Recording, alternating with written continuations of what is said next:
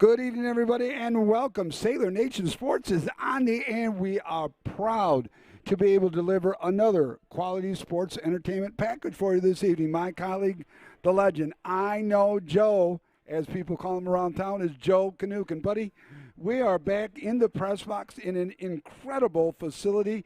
Kim and Codis is outside, high above in the bird's nest, as we call them, and buddy, we're into this great new facility that the district has waited way too long to see and dedicate because of the COVID, but not today. And not today, and today is the day we're finally going to dedicate this thing appropriately.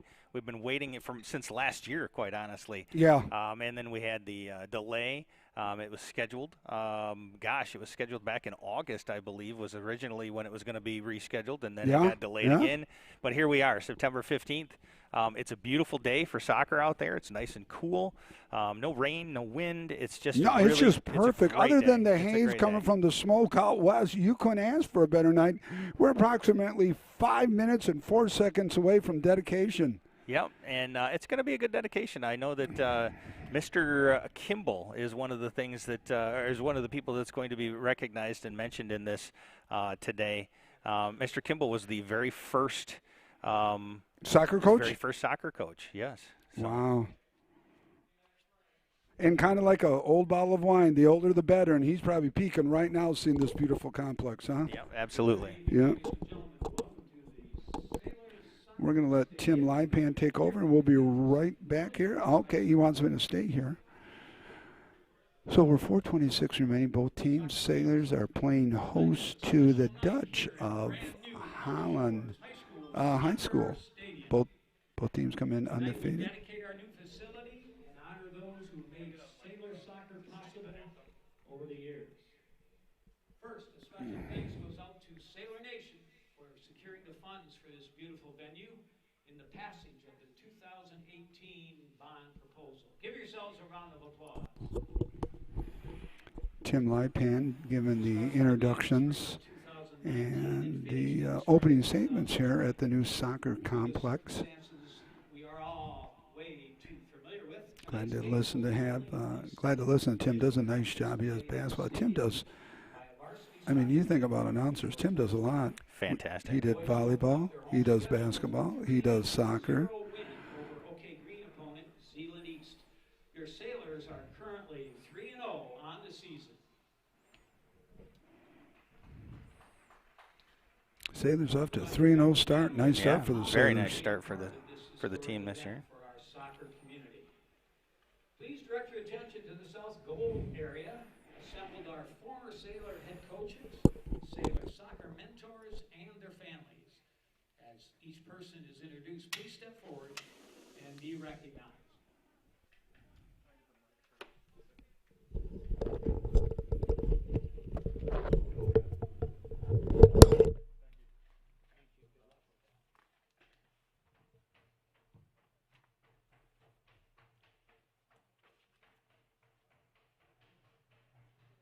First up, we'd like you to meet Tony Malacciotis.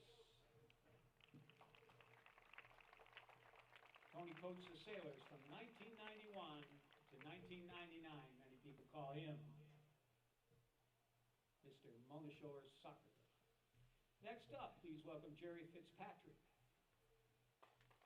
He's here. Jerry's a former athletic director and longtime supporter of Mona Shore Soccer. Next, we have Aaron Dean. Aaron coached the team to a district championship in the year 2000. Next up is Doug Hughes.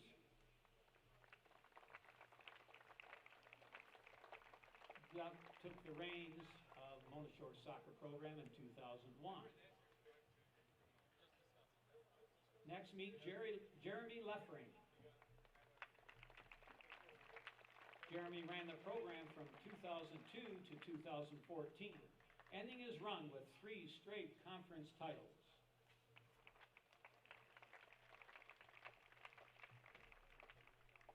Next, we'd like to introduce Margaret Plichta, the wife of the late Roger Plichta, an important figure in the early days of Mona Shore Soccer. Roger was the varsity head coach for 4 seasons from 1987 to 1991, winning a conference championship in 1988. One other thing we owe to Roger Plichta, since Roger was deeply involved in club soccer during the early years in the area, Roger convinced a man by the name of John Kimball to become the very first boys varsity head coach. John was a founding member of the Muskegon Soccer Club in 1973, a men's travel team responsible for the birth of soccer in the Muskegon area. Coach Kimball was the first ever soccer coach in the history of our school, starting the team as a club team before establishing Mona Shores as a varsity program in 1984. He spent 3 years as the varsity head coach, winning the conference championship in 1985 with a 14-2-1 record. Both John and Roger passed away in the fall of 2019. A memorial plaque will be placed at one of the rocks near the entrance to the stadium, paying homage to the 2 men who founded Mona Shores Soccer. Here to represent John is his widow, Sherry Kimball.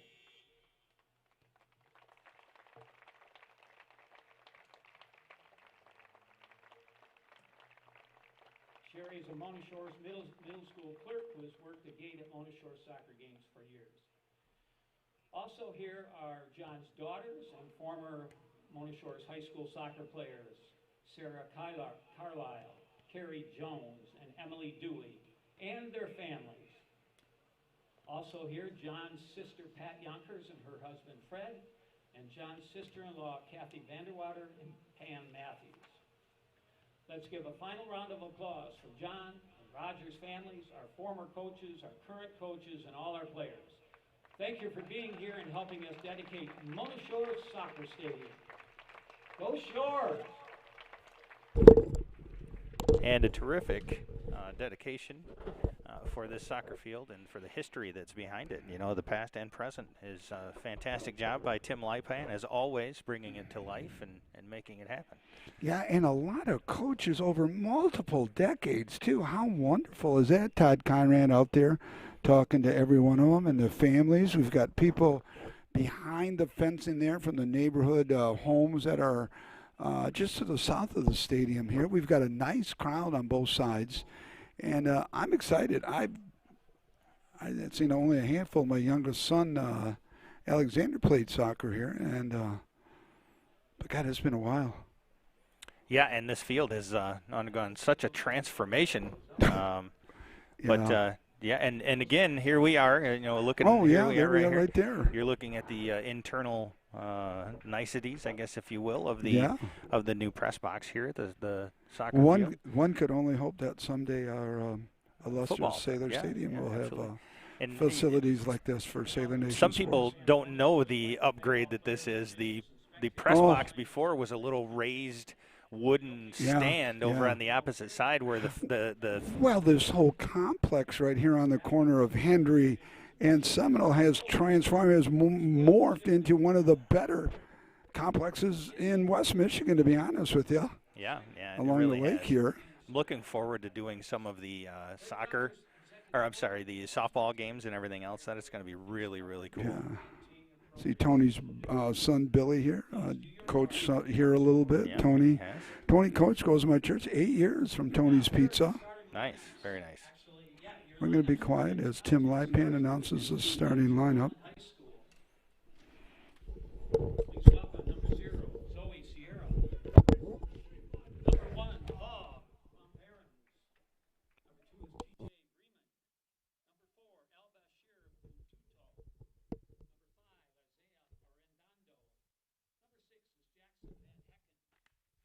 Number 7, Jack Clomperin. Number 8 is Abraham Ariano. Number 9 is Luis Jimenez. Number 10, Chandler DeWitt. Number 11, Levi Hundred.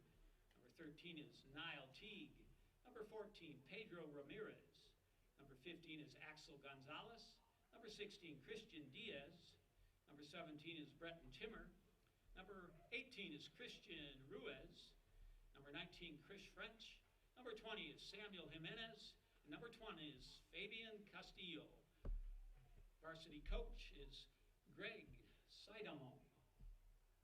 And now let's put your hands together for your Mona Shore Sailors. Number 0, Keegan DeKuyper, and in goal. Number 1, Tyler Ross. Number 2, David McNiff. Number 3 is Gavin Cheatham. Number 4, or 3, or whatever, Ethan Brown. Number 5, Dan Vandervloed. Number 6 is Hayden Anderson. Number 7 is Jacob Grablin. Number 8 is Alex Eckerman. Number 9 is Tyler Leanhouse. Number 10 is Ibrahim Najai. Number 11, Jacob Saxton. Number 12, Abe Fry. Number 13 is Marcus Wilson. Number 14, Diego Godoy. Number 15, Jordan Kuiper. Number 16 is Joshua Green. Number 22, Luis Zambrano. Number 18 is Diego Luna. Number 19 is Easton Lopez. Number 20 is Sam Carr. Number 21, Hayden Yaros. Head coach of the Sailors is Mike Apostle. And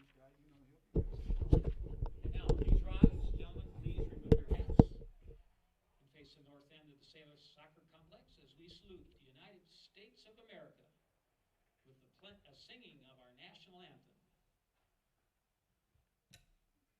Go ahead. What's his name?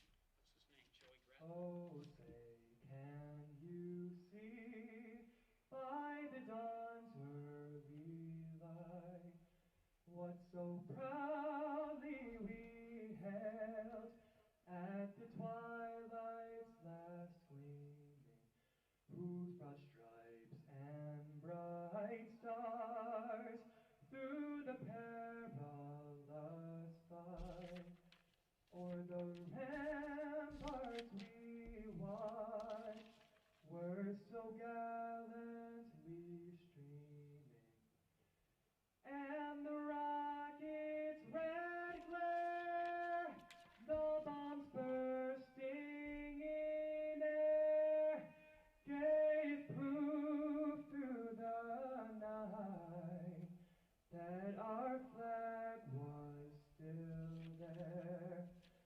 Oh, say does that star-spangled banner yet wave o'er the land of the free and the home of the brave?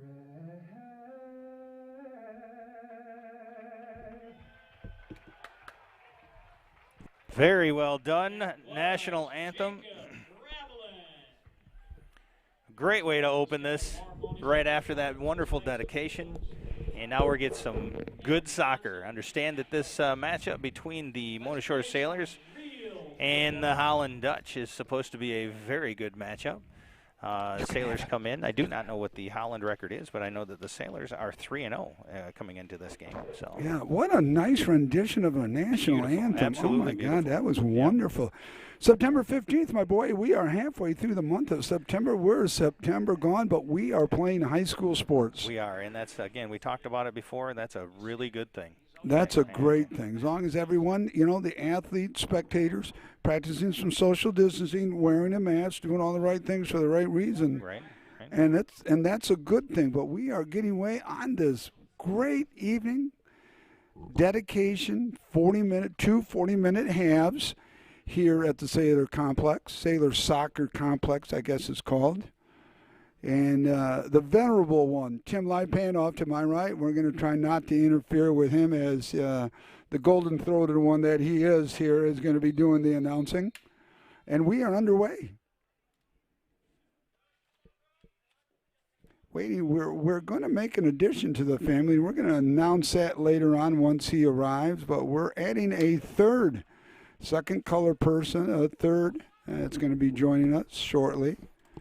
Teacher in another school district. Sailors marching it down. So kick it out there. You and I have discussed you don't know as much about soccer as some of the other sports that you've been involved with, correct?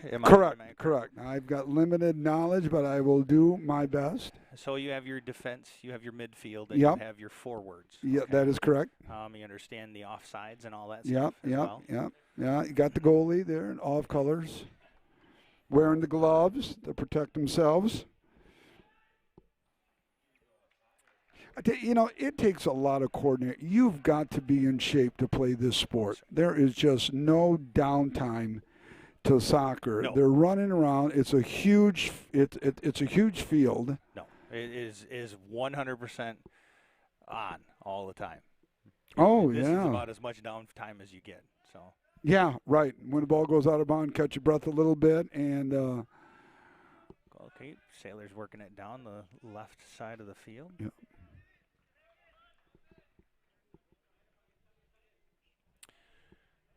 Throw in for Holland.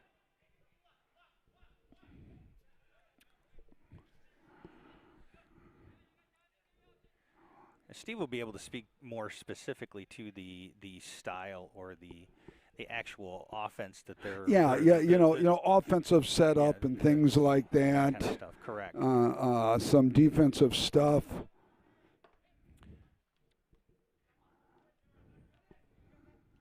Were there 9 starters? Is that what I'm counting? Should be 1, 2, 10. 3, 4, Yeah, 5, plus- 6, 7, 8, 9. Yeah, there's 10. Yeah, I didn't see one guy. It's the field comes so far over here that I can't see everyone. So yeah, the view from up here, we lose a little bit of the field right down below where we're at. Correct.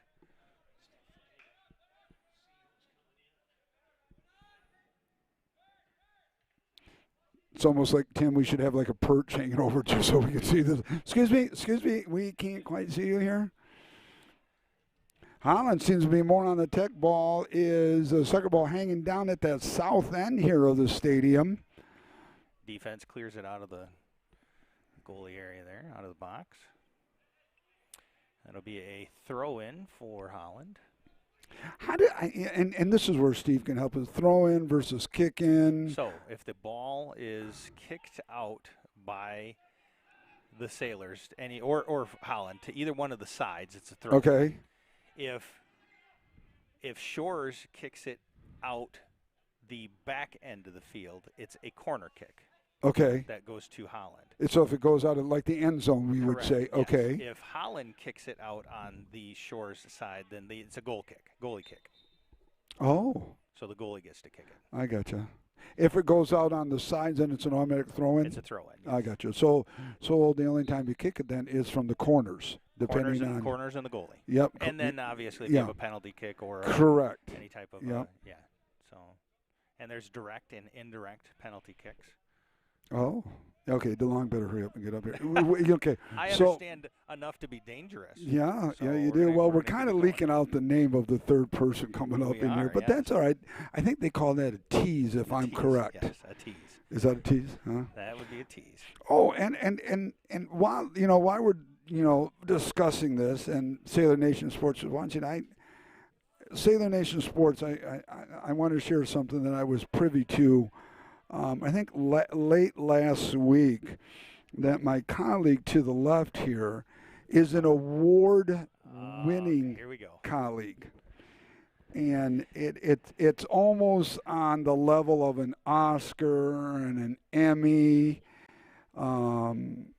daytime award of some sort. But Joe Kanukin is a Telly award-winning announcer. A very elite Telly award-winning concert, and truly, we are an elite company right now. Wow, Mr. Kanuka, would you share with everyone? 50 cents will get you a cup of coffee. So. Yeah, well, that might be. But what is a Telly award, or first of all? A Telly award is similar to the like the Oscars for non-commercial and non-mainstream type broadcasts and media. There's several different awards that they give out. They've been around for a very long time, and the Telly that I won actually was part of a video that I put together. It was a recruitment video for the fire department back in 2000, if you believe that. It was 20 years ago.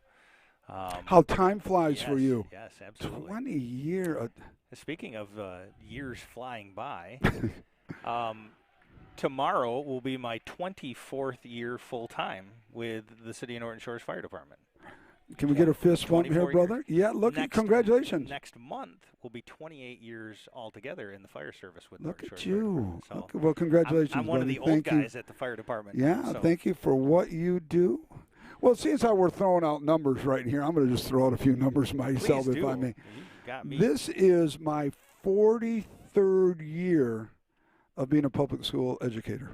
Man, 40, that is something to be 43 years, and I am having absolutely the time of my life working with high school kids, motivating them to graduate. I'm doing very similar work to what Mack does at Holton Virtual Academy. And in fact, I just had my first graduate of this academic year. She finished up, did a lot of work over the summer, and she's graduating, so that's good. I've got a boatload of seniors I got to work with. But we're here, a lot of action going on, but no goal. We're still at 0-0, 33 minutes remaining here in this first half. Tim Lightpan was filling out. It's two 40-minute halves, and Tim? You shake your hand. Is there stoppage time like the pros do it, and like bonus time at the end or extra? Not in high school, so it's just 40-minute running clock. Oh, okay.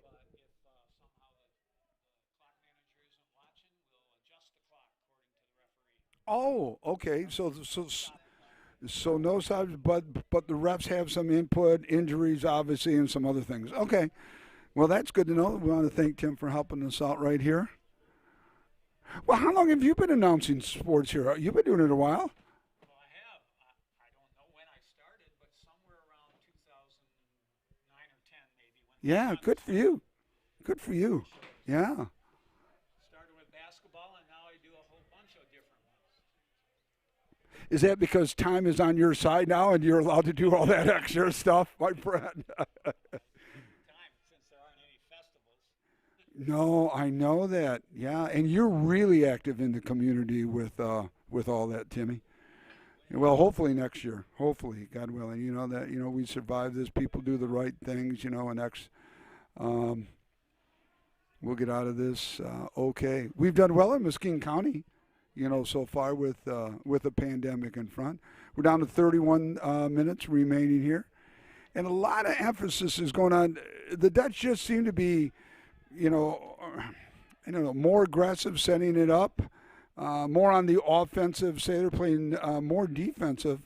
And there's a lot of bumping and shoving that goes on in soccer, Mr. Kanukin and Tim, more than I thought. Yeah.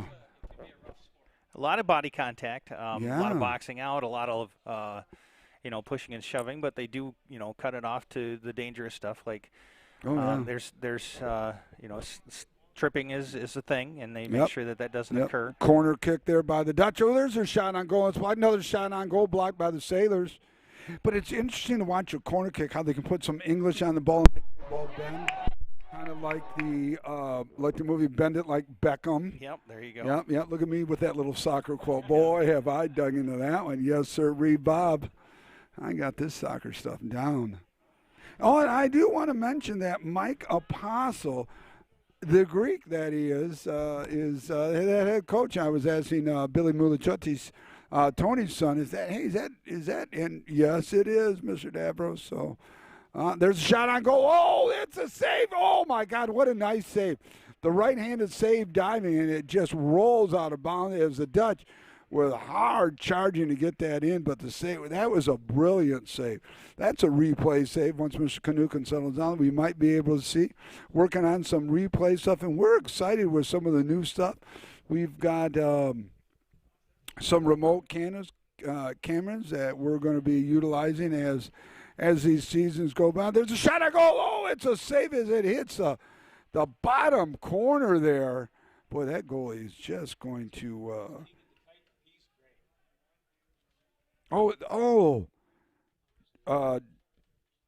that's Keegan? Well, he's our kicker for football. Yeah, boy, Keegan is doing a nice job. Keegan's got a nice foot. Coach with his dad, Joe DeKuyper. back in the day at Mona Shores. Keegan's got a nice job. All right, Joe, I got a question for you. Now, Keegan kicked it off the ground. Can you kick it while he's holding it, almost like a punting style kick as well?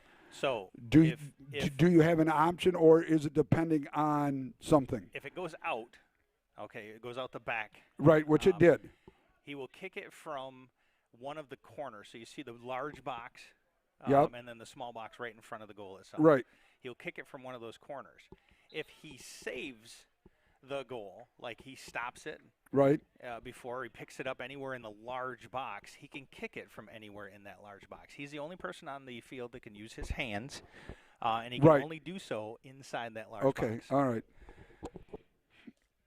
Well, we're going to have to give Keegan some love on Friday when we're at Reese Puffer for Keegan our game. Is one heck of a good goalie. Yeah.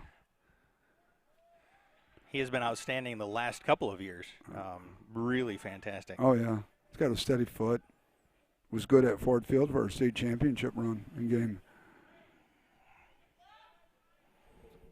I mean, you really have to be athletic. You know, I'm watching these kids out here, and the urge to use your hands, it's got to be something. But these kids have grown up playing this, you know, like the hands aren't even there, really. If you think of it from the standpoint of how hockey players learn to skate, you know, right? Use your feet, you run.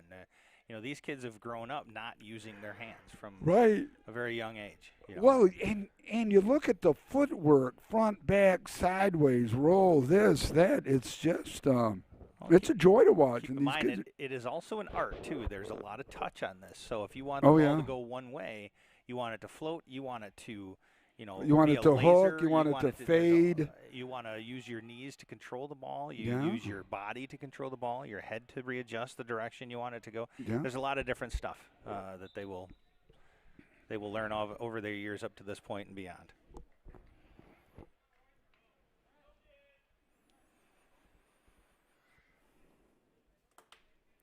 Still counting down, 27-16 left in the first half. Still 0-0.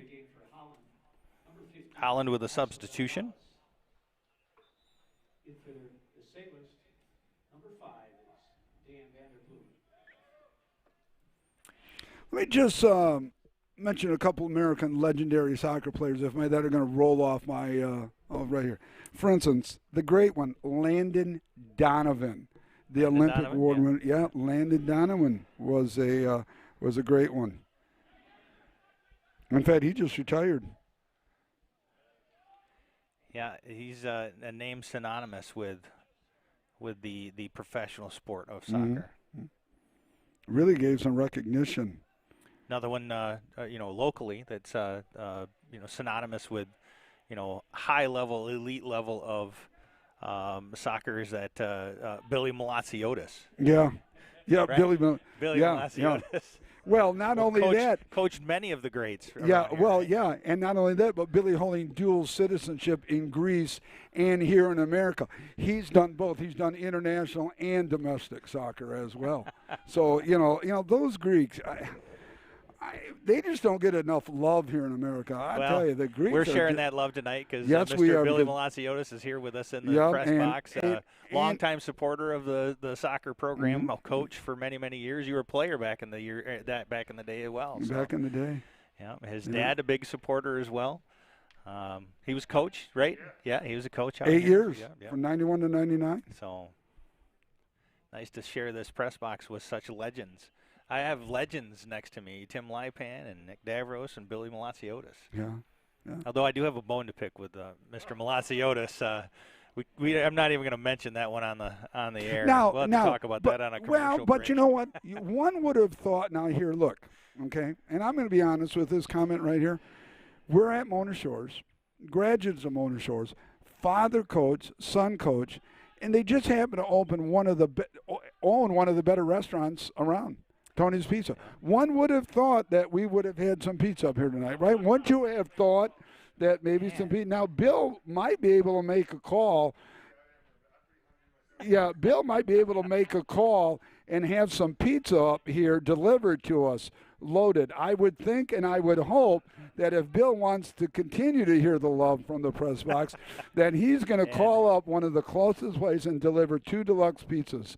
And some water, okay, Bill? Ladies and gentlemen, you have just witnessed the greatest lobbying and negotiation for pizza that I have Well, ever the heard. Golden Thrower one can dish it out pretty good when there are resources available at our hand. So we want 2 extra larges, right? And we want some water up here, okay? Let's make that happen. The things we got to do, Tim, you know, us old guys right here. You know, I got to say, though, I'm used to being the one that grovels. I mean, he's buddy, on the city no, council. no. He's You gotta can't determine my grovel like budget. the Greek brother here, right? Can I grovel, beg, borrow? It doesn't matter. But Tony's Pizza is probably one of the better pizzas around. I really enjoy a few good pizzas, but Tony's is right up there. Fricano's and then Scribs. Those 3 are by far. I don't know. I gotta What? put Scribs up there, right towards the top. It's the Tony's and Scribs are a tie. For Yeah, me. right. And then Fricano's. Yeah. You know, those 3 in town right now is. And Joe, I'm going to let you handle this part right here. What's the introduction? The family's growing. Yes. The family's growing tonight. And this individual I've had the honor to know for a very long time. As have I. Yeah. And Go back to the school days. again, this Mona Shores thing is I'm sensing some turbulence in Sailor Nation sports. Oh no, here. it's just getting stronger and stronger. It's getting stronger, all right. But I had a chance to coach with this gentleman for a couple of years up at Reese Pub. Just an outstanding young man. Good member of the community, family and friends. Why don't you take it over here, buddy? Because the family's growing starting tonight. We were reached out after the volleyball game, and we have another color commentary guest to join us every now and then. Mr. Wait a minute, though. Hold it. Did we reach out or did he reach out? He reached out. So he begged to be on here with us. I wasn't going to go as far as saying. Well, I'll go that far. No, not at all. Ladies and gentlemen, introducing to you for his debut broadcasting opportunity, Mr. Steve DeLong. Steve, how you doing tonight? I'm doing great. Excited to be here. Glad to have you, buddy. Yeah, it's I love Mona Shores. I love the sports here, and with the time with COVID and so many people looking to get an eye on sports. When I left the house, my wife had her computer on for the soccer game and her phone on to the volleyball game at Reese Puffer. So, that's just how the world's working right now. So I'm excited to be here, and thanks for letting me join in. Yeah, and Steve is going to be joining us on probably several of football, the soccer. Hopefully we'll have you wherever you want to join us. I mean, really, what your schedule helps out with is it's always going to be a benefit to us. It's always nice to have the extra talk and But we also on have the to field remember, Joe, Tim's on a probationary status right now, so he's not going to have a lot of leverage. Hold on. You already forgot my name. I just forgot started this it. telecast. He's on probation. Yeah, on probation. No, Steve's on probation right now, Joe, because you got to pay your dues. So it's more of on-demand type. So, Steve, we need you. Steve, I was glad to hear that the pizza was already ordered. Oh, yeah, absolutely. Yeah, well, we got to take care of that. Absolutely. Yeah. But, no. Steve, good to have you here. Welcome aboard. Yep, this is going to be fantastic. And it's fun. The opening night of the dedication soccer complex, for the dedication, a very good Mona Shores soccer team. I know they have high expectations for the season. 3-0 to start. And they're a solid team. So excited. So as usual, there's various different sports. Over my high school career and everything else, I had focus on football. I had focus on baseball. Played very little basketball. I did track, that kind of stuff. So we get into the soccers, the volleyballs, that kind of stuff. I don't have as much. Nick doesn't have as much in some of those. And I know that you've had those through your kids going through them, some of the other stuff that you've been involved with. So we're going to pick your brain anytime that you have stuff to be able to bring to the table on this. I'll do my best. Soccer formations is probably my weak point. But we were just talking about soccer. Yeah, we were just talking about. Steve knows that. I was listening, but I will say, it's no different than football. There's different formations in football and soccer. There's different formations, so it depends on. Here we got a little bit of could be. The goalie's going to come and get that. Yep. So how many people you put up towards, if you will, Sure. you know, the offensive end versus how many you put on the defensive end, and it changes with the strategy depending on the score of the game and your strengths and opponent, weaknesses too. of your own team versus the team you're facing, that kind of stuff. So, Yep. yeah, if you're looking for, you know, a heavy offensive firepower, you're going to put more in your midfield and your forwards. And the cool thing about this soccer team is they have so much speed that they can move people around if they want to, and so that's certainly a plus on this team. I think they have people that can play multiple positions. Got to let you know, Steve, you're already getting love on here. Mandy Rizicki Fouché. And Eric Anderson is watching too, so I'm sure that you're bringing in so many. Just your presence alone, just the presence and the name, the long name, the All-State recognition as an All-State quarterback. Yeah. Steve, when did you graduate from Mona Shores? 92. 92. Right, the year before me. So, yep. Yeah. And so I coached against you when I was at Muskegon. Look at me, dear God. Yeah, and I heard you telling the number of you, what? 43 years in education. Yeah, I'm old, dear Lord, give me strength. And then we me. coached, I think you may have said that, but we coached together at Reese At Puffer. Reese Puffer, 99 and 2000. Yeah. Made a nice run there in 2000. We were ranked in the top 5 in the state until we ran into Charles Rogers in Saginaw High that year. They had quite a team that year. Oh, my God, were they loaded that year. God, they had at least a dozen kids go to D1 schools. Roger ended up in the NFL, a career with the Detroit. He was a gift. Charles Rogers was a gift to watch, I'll tell you. And they just ate us up that year. And we thought, you know, we'd catch him making it a Saturday afternoon, get up early, drive over to Puffer. But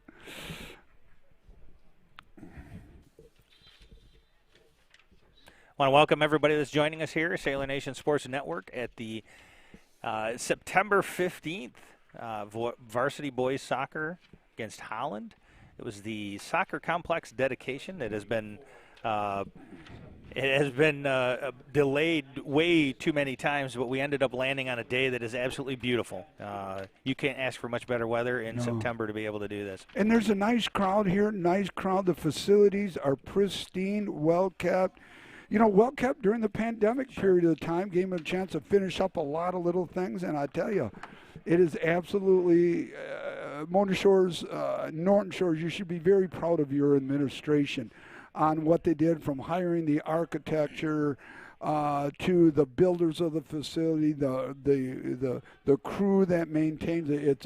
It's absolutely a first-class facility and something that really needs to be seen. It's just wonderful. You know, and I can't tell who's standing over there, but I know there's some students that, obviously you can't come in with the COVID rules, but they're here to support, and everyone just kind of wants a piece of the action and see it, and they miss sports, and it's just a great community we live in. Yeah, and the MHSAA came out saying that we can have sports. However, there are some restrictions on mass social distancing. Probably the biggest thing, though, and I say the biggest deterrent, because not everybody can come here to watch. The general public isn't allowed to come in. It's 2 tickets per athlete, 2 tickets per coach.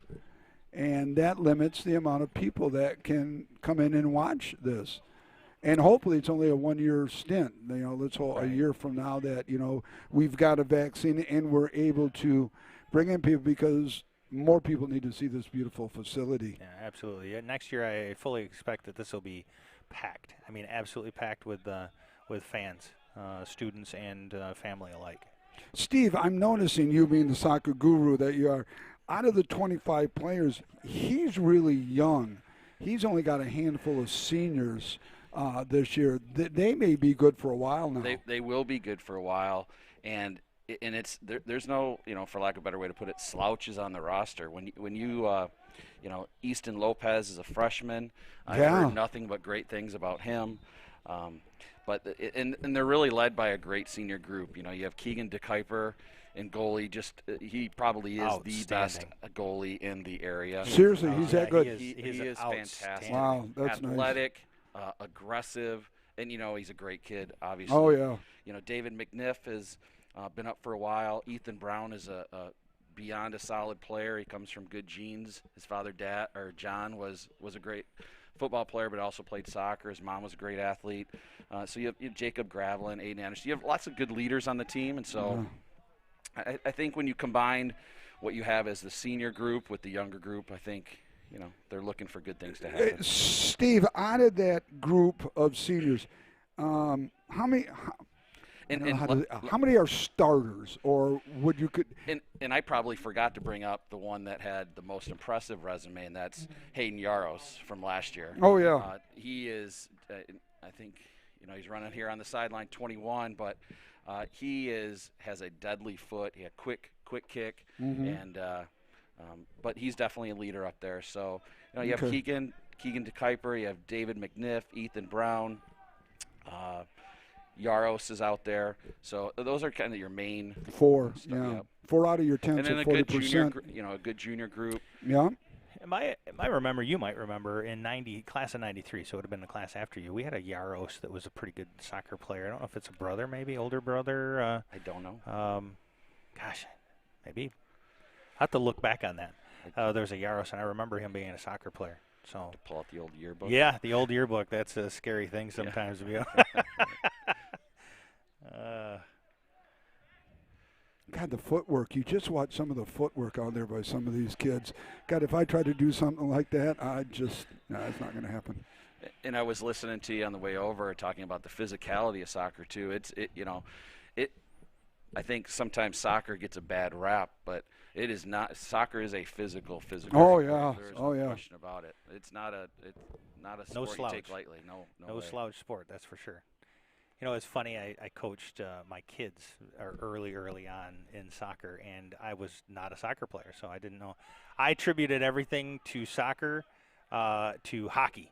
And basically, if you think about it, and that's, you have your center, you have your defense, and you have your, your forwards, and it really kind of fits this. Just a lot more players, a lot more dynamics as far as, the physicality and stuff. And I was the same way, and I ended up coaching with Matt Anderson, who was a former girls varsity coach here at Mona Shores, and as I mentioned before, John Brown, and so I learned a lot of soccer from them. And soccer's a lot about spacing, and then I equate what you equated it to hockey. I equate it to basketball, where you have to have good spacing on the floor, good spacing out here. You have to be talking, communicating. So there's a lot of similarities. But sure, absolutely. Steve, when you were at Mona Shores, so other than football, what sports did you play? I played basketball as well. You played basketball? You were a ball? Okay. I recall wasn't there a basketball picture that I saw Gerard Demerson maybe put out there a few weeks back? That was you were a in there. Grade picture, yeah. That was great. I looked pretty happy to be in that picture too. Steve's going to fit right in with us. You're out there that much right now. Good friend of mine, Brett Vandenhoevel, was in the picture too. Right. We must have not been very happy about pictures. God, I remember coaching against you guys because we targeted you. We targeted Vandenhoevel. Dave Taylor was talking about we got to get this. We got to. Oh my God, does that bring memories back? It's funny you say that. So Brett Vandenhoevel, his father Dwayne, known in the area. I taught with Dwayne. When we were in high school, all the games the parents would tape on the cassette tape then keep them. Yeah. So Brett was just home recently, and Dwayne must have given him a bunch of tapes. And so the other day, Brett sent myself and Todd, his brother, audio clips of the great Gene Young and Jim Moyes. Man. So when cool is I get that? a chance to do this, and then I remember Jim and Gene. Yep. I mean, it's just a chance for me to give back. I had an old cassette when I played at Muskegon in '74, and against Grand Rapids Union, and I made 2 touchdowns, and just cassettes. God, like Dad, what's a cassette? So this game so far, it's been relatively back and forth. I think a lot of action, just no little score. bit more in our defensive end of the field than what I would like to see. A little more shots on goal for Holland versus us. We got to clear it out of there a little bit more and put a little bit more offensive pressure. Funny thing about soccer too is that in a flip of a switch, you get a good run, a good kick, and all of a sudden the tide can change quickly. And it's a game you have to be patient on, and that's what Keegan does. Yep. Great throw down the sideline. He's going to move it up. It's Yaros. We've got a 3-on-2 so if he now can we got keep a it little up there. breakaway here. Now it turns into a 3-on-3. It's coming down. This is a could good be strike. a shot on goal. There it is. No, there's a shot. There's a There shot. it is. Goal. Yeah, it's a goal for Mona Shores, number Beautiful setup. 3. Gavin Cheatham. And that all comes, Cheatham with the goal. that all stems from the original throw from Keegan DeKuyper. Keegan DeKuyper was able to put that into play. Fantastic. Absolutely fantastic.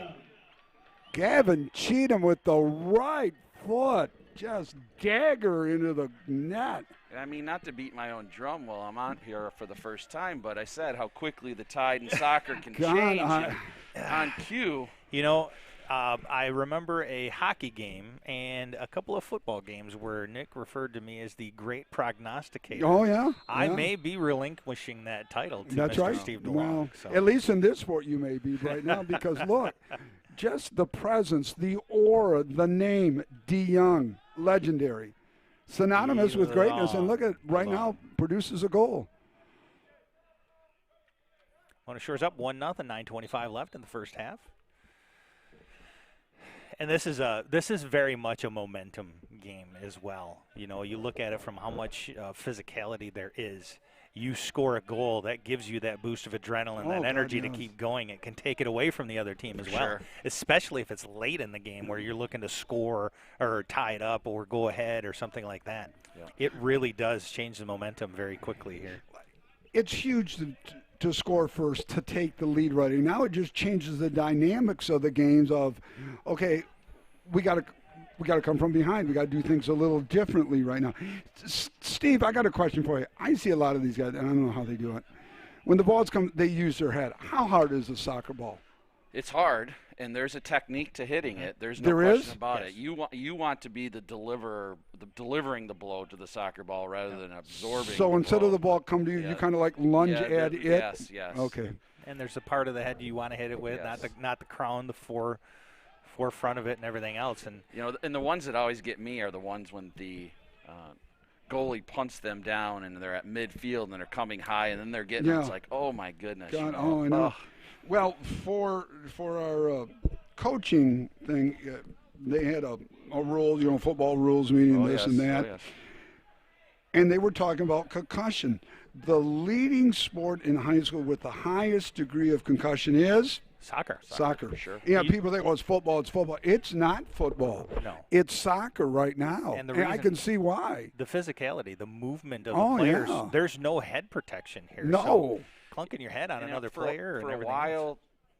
players were wearing headgear, and I don't know if it's a stigma with wearing a headgear while someone else isn't, but not many, as I look out here, even have it on, if any. So what did the headgear look like? Kind of like a boxing headgear with like a boxer? a little bit like a strap across. So. Okay, we have a yellow card. We got a yellow card on Holland. Do we have a number on that, Tim? Number 1. What do you have there for? So yellow card. So Klomperens. Paul Klomperens. So first yellow card of the game. 2 yellows equal a red, so you know that. No, I didn't know that. So if he gets another yellow card, and once you get a red, that is an ejection. You're out. So a yellow card means there was an infraction, broke a rule or something, and okay. So the options on a yellow card are what? I mean, do you get a certain kick? Do you get a throw in? Is it a? It's your ball. It's your ball. Yes. Yep. Okay. Not many. There's not. I got you. There's a shot on goal. Oh, just wide. Just rolls wide left. Oh, my God. That could have been the sealer right there. God. And that's his quick release. Sailors haven't had many shots on goal, but I'll tell you what, they're making them good because the first one being a goal, and then this one just inches away from sneaking into that bottom left-hand corner on the north. Okay. Not many. There's not. I got you. There's a shot on goal. Oh, just wide. Just rolls wide left. Replay. I know that. Yeah, look at that. I saw that volleyball there. I was pretty impressed. So that is our Lake Michigan Insurance instant replay, by the way. We've got some other exciting news that I want to share with Sailor Nation Sports, too, that with the addition of Steve DeLong, Joe, this is going to allow you maybe to venture into some different territory on Friday nights during football season. And in friend. other sports as well. We're looking, oh, yeah. you know, we're still looking to add more student involvement, which could give us the opportunity. But, you know, if we get you up here, Steve, and you're able to handle Davros as well as I have learned how to do that over the years, you know, I could go down and do some sideline reporting. I mean, it was a 20-year break I took from coaching. Yeah, it was a 20-year break. Oh, yeah. Good times. Already good times. How much longer did you coach once I left in 01? 01 was, I was 2000. Yeah, I went over to Fruitport for 3 years and coached with Steve Wilson, and then I came back for one more year. Tim Odette, who's now up at Traverse City as an assistant coach. Yeah, I saw that. I was on coached with their him for a Traverse year. City website because week 8, I bring my JV team up to Traverse City for a ball game. You're welcome to join the trip up there, too, because I need an offensive person for that trip. We'll discuss that later. Sailors throw in from the west side, north end of the field. Working across. Good defense on Holland's part.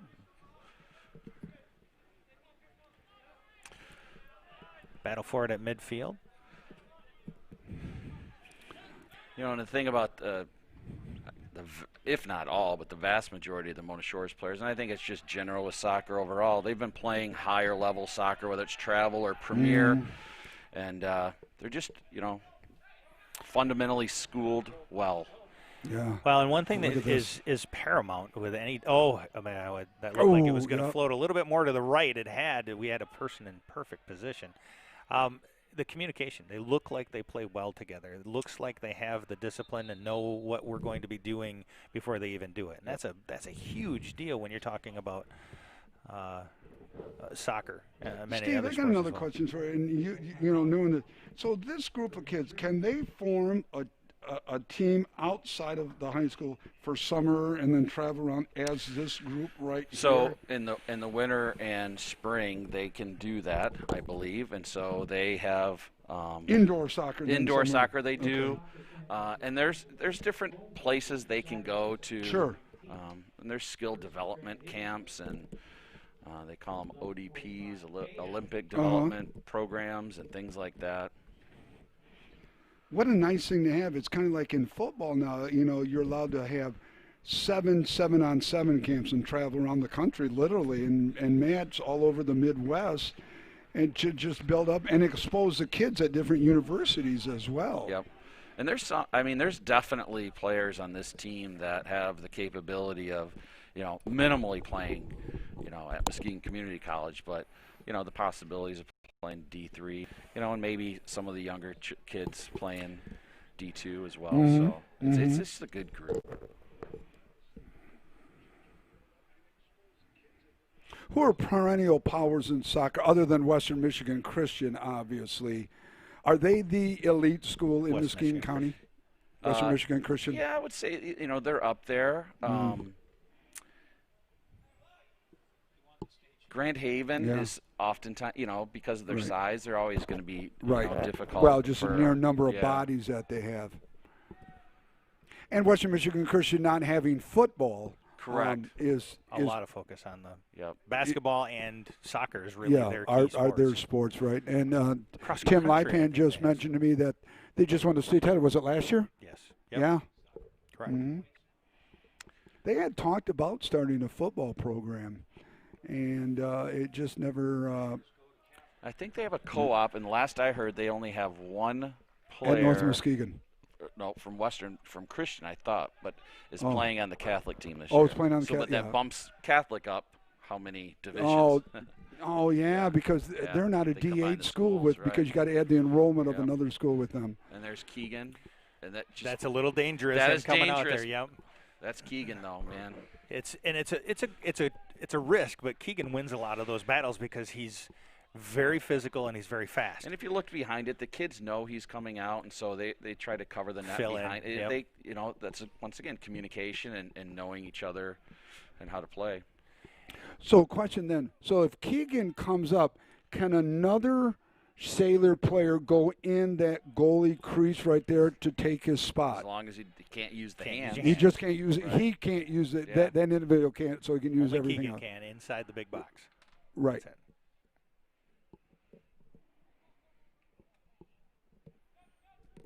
Sailors up 1-0 here. First half, 2:37 and ticking down at the Sailor Soccer Complex on this beautiful October evening. The goalies, I noticed, are dressed differently than the rest of the players. Is this to protect them, or is it to just let the spectators know that that's their job or something? Because I noticed. Distinguish between, when you're the person that can pick up the ball and Gotcha. For the other team and your team. Okay.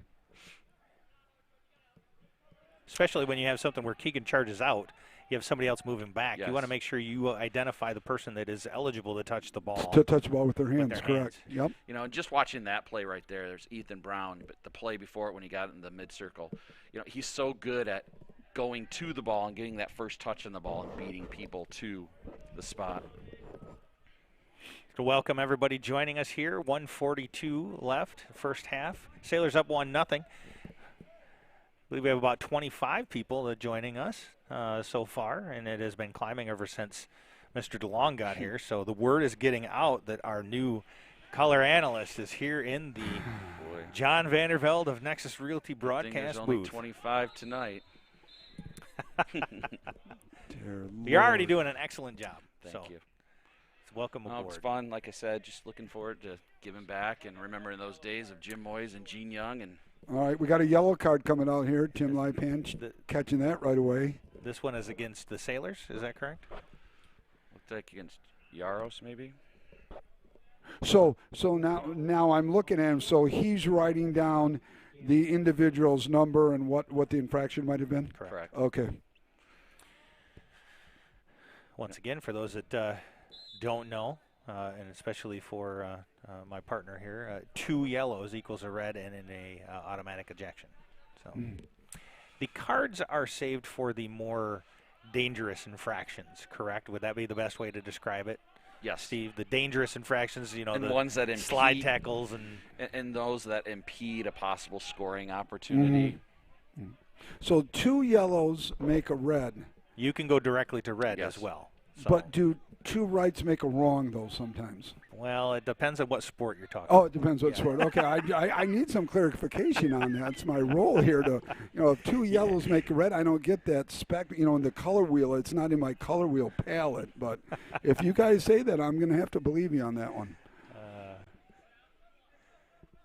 But really, the only equipment that they wear is the shin guards, isn't it, for soccer? There's no arm guards or anything like that. The goalie has the shin pad, but wears the gloves. Gloves, for sure. Yep. Are the gloves sticky, Steve, at all? Or a little bit. They're tacky, but they're thicker, definitely thicker. Yep. And that's a great ball right there.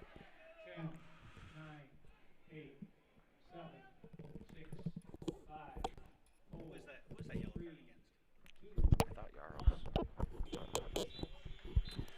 So we end the first half with a score of 1-0. Your Sailors have 1 yellow card on the game. Yaros, I believe, was the one that got the yellow card, and also one against the Holland Dutch. But the Sailors hold on to a 1-0 lead.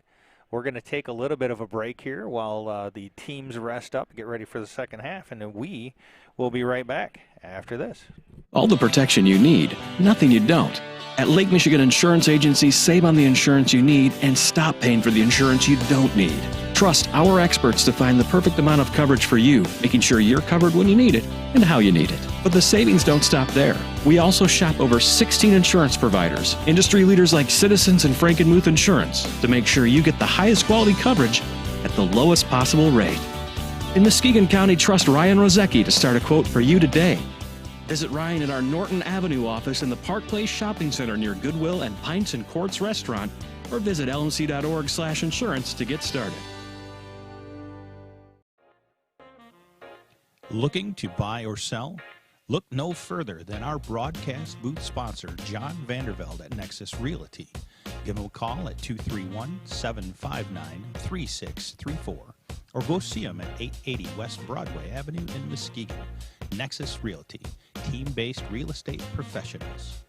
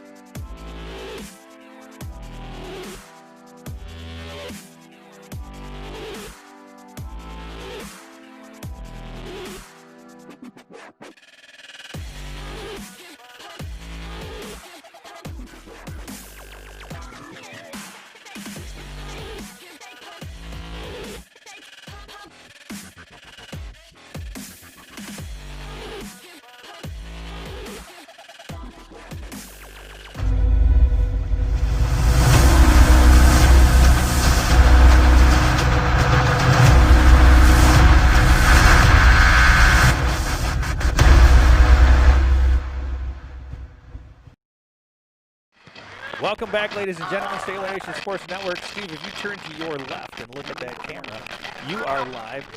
Hey, are you going to join us here? Or? Well, I'm talking to Tim about Why don't you step back just a little bit? There you go. Almighty. And you can see all of us here, Sailor Nation Sports. Here we are at the John Vandervelde, the Nexus Realty broadcast booth here at the soccer complex for Mona Shores. Steve DeLong, myself, Joe Kanukin, and Mr. Nick Davros bringing you the dedication night for the Sailor Soccer Complex.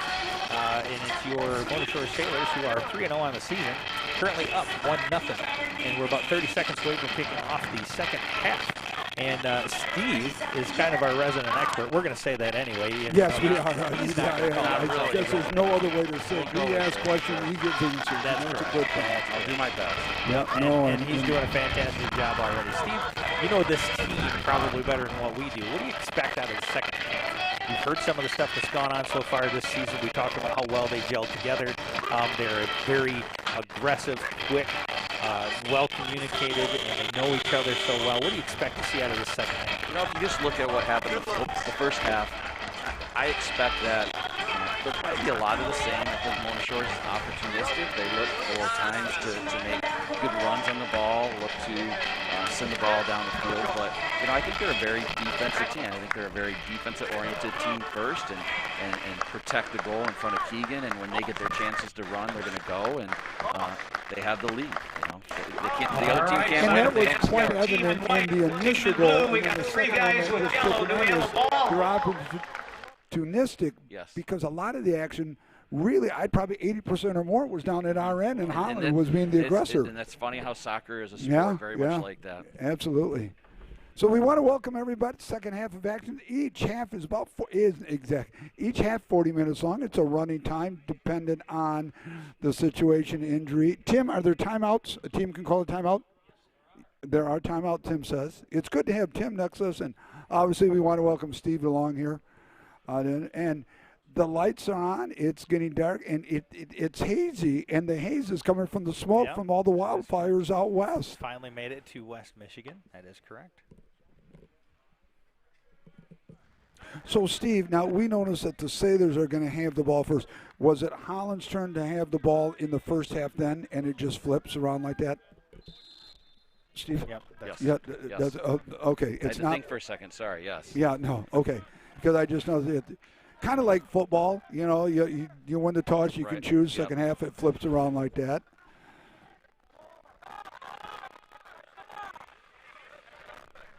That's Tyler Leanouts. Stole that pass. Another good junior.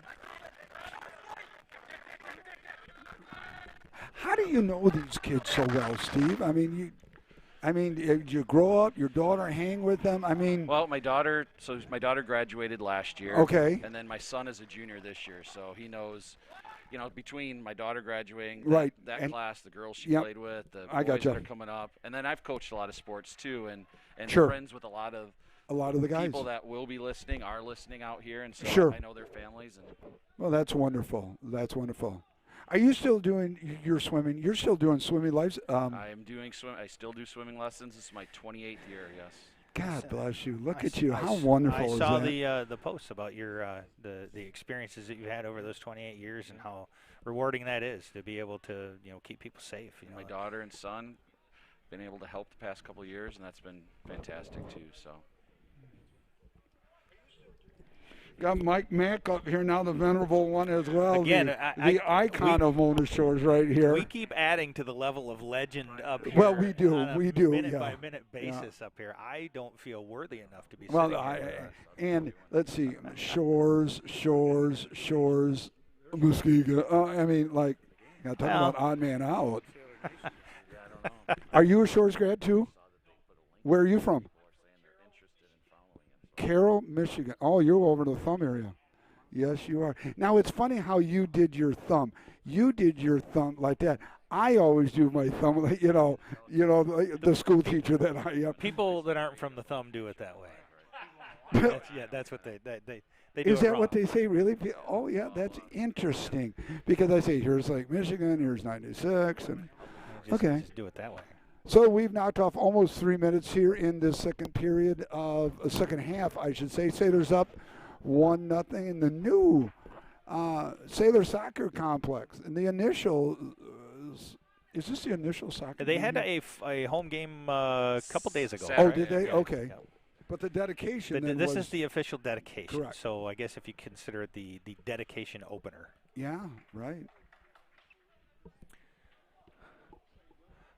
Looks like out of bounds on the Sailors. Holland's ball, yep.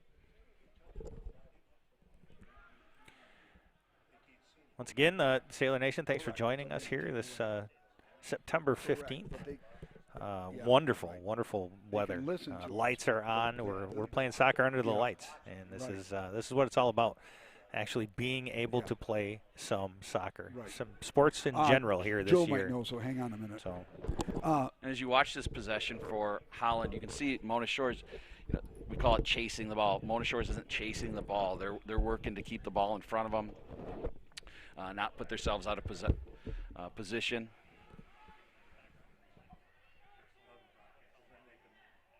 Oh.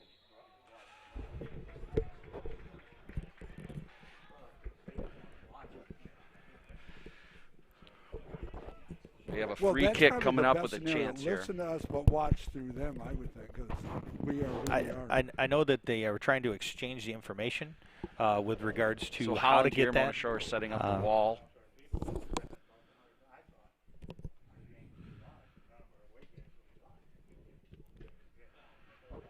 So a great opportunity here for Holland to score, even up the score.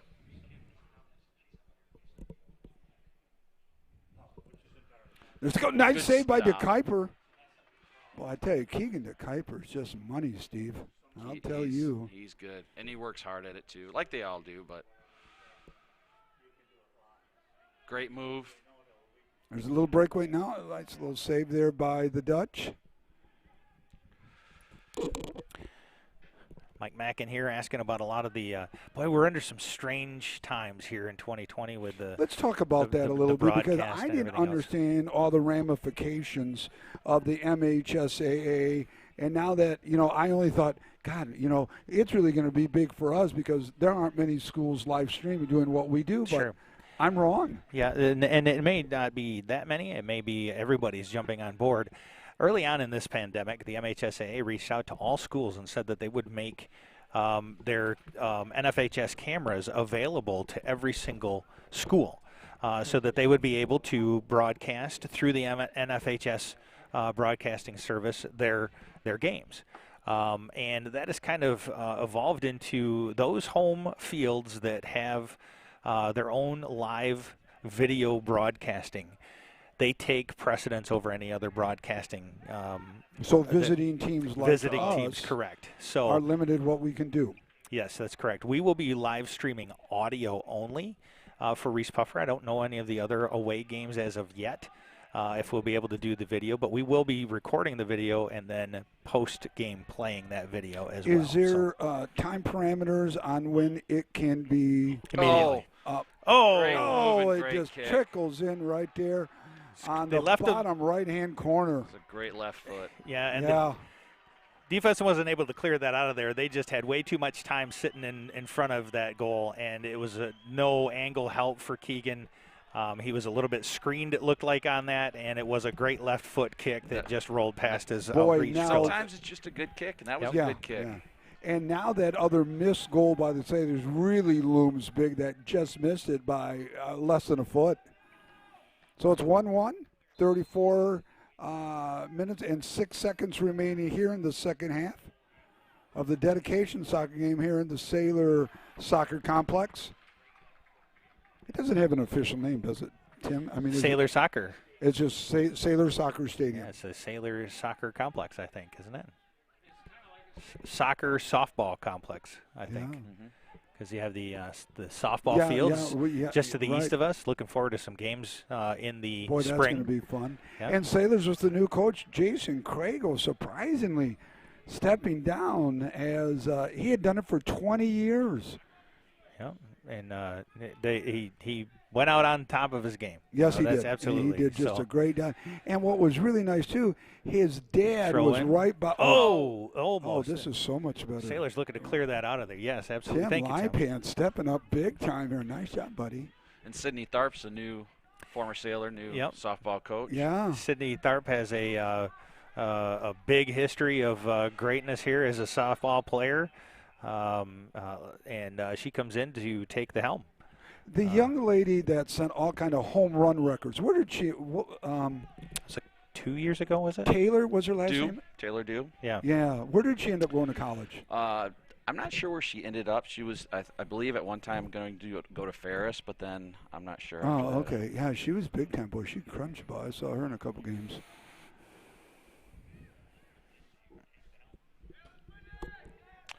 Alex Eckerman with the kick. Oh, Steve, you may know the young lady. She was All-State and went to Arkansas to play soccer. Reagan Cox? Yes. Yes. She won a national championship for Arkansas. She's now transferred to Michigan State. Correct. Yeah. Yep. Lots of Mona Shore Sailor treasures moving around in the Boy, you're collegiate. not kidding. Well, she's dating Jacob Wahlberg. Oh, no My kidding. daughter, yeah. And so Jake is still at Purdue, and she was in Arkansas. And Angelina, I was talking to Eric the other day because I had to talk some football with him. He was telling me that she trained because her parents so much time traveling. She decided to come up, and they gave her a full ride. Yeah. She's at Michigan State. Good for her. So Sailors are making their name in big-time sporting events now, or universities that carry on their athleticism at the highest level, Division I. Keegan with a kick to midfield. Sailors looking to take control, move a little. So with about a half hour left in this match, let's start chatting a little bit. If it ends up in a tie, what happens? That's a good question for Steve. What do we do in ties in high school? I believe in high school it stays a tie. I could be wrong, but I believe There's it stays not a tie. Maybe Tim knows. Tim? A tie. What happens? So a half hour ends, it's 1-1. Is there like a kickoff, or is there? No, it would be. I don't know. I thought it ends in a tie, but I could be wrong. Okay.